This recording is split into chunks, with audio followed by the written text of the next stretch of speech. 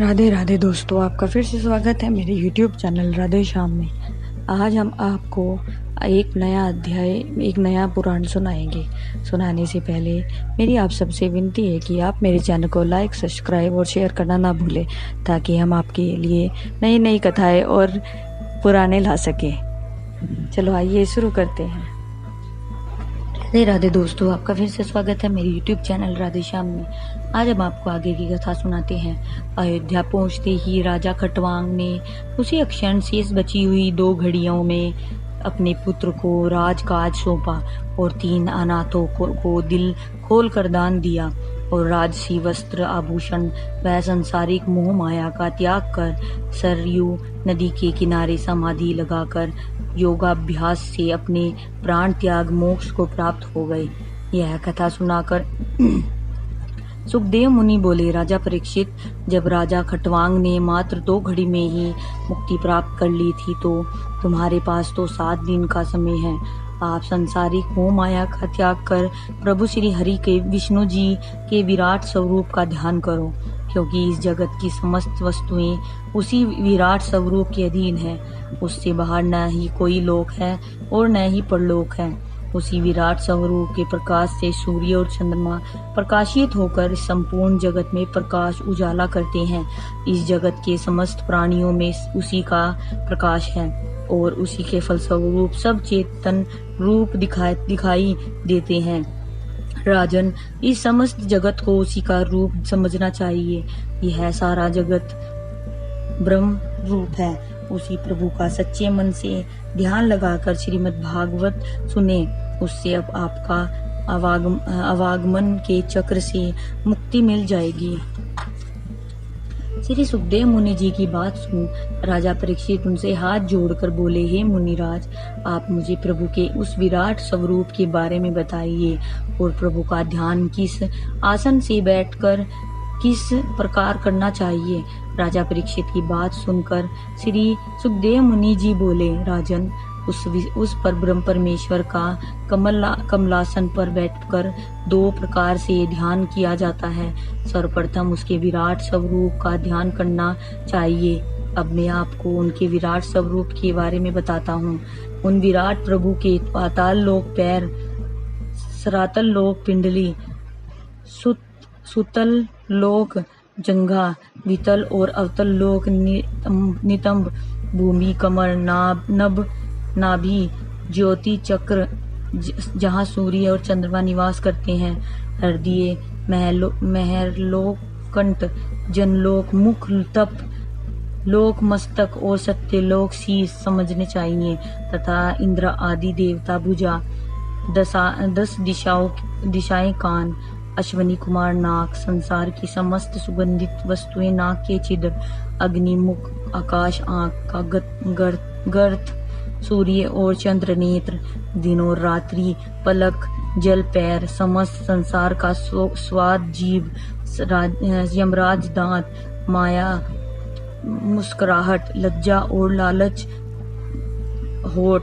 धर्म हृदय, अधर्म पीठ, समस्त प्रकार के वृक्ष शरीर और मेघ माला, सिर के बाल, नदियां नश, पहाड़ हड्डी, सागर पेट, पवन श्वास, चित चंद्रमा, वर्षा का जल वीर्य, संध्या और सुबह वस्त्र पहने चाने समझने चाहिए।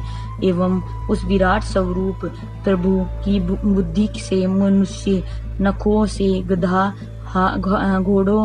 घोड़ा और खच्चर, जंघा से मगर आदि समस्त पशु, जिह्वा से पक्षी, स्वर से गंधर्व, अप्सरा, विद्याधर और चारण और मर्म से समस्त अज्ञादिक उत्पन्न हुए हैं। राजन, इस प्रकार उस विराट प्रभु का ध्यान करते करते ज्ञान हो जाए तो फिर उसके पश्चात उनके सूक्ष्म रूप का ध्यान करना चाहिए। श्री सुखदेव जी बोले, राजन, मैंने आपको प्रभु के विराट स्वरूप का पूर्ण वर्णन बताकर और नेत्रों से उनका ध्यान करना भी बता दिया है। राजन, मैं अब आपको प्रभु के सूक्ष्म रूप के विषय में बताता हूँ, सुनो।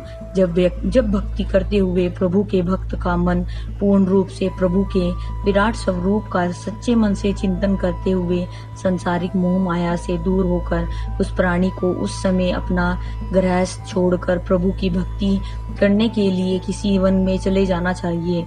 सुखदेव मुनि के मुख से यह सब सुनकर राजा परीक्षित बोले, हे मुनिराज, जब प्राणी वन में प्रभु की भक्ति करने के लिए चला गया तो उस प्राणी को उस वीरान वन में खाने पीने और पहनने के लिए वस्त्र आदि कौन देता है?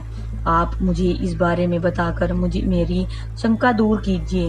राजा परीक्षित बोले की बात सुनकर सुखदेव मुनि जी बोले, हे राजन, आप यह कैसा अजूबा प्रश्न कर रहे हैं?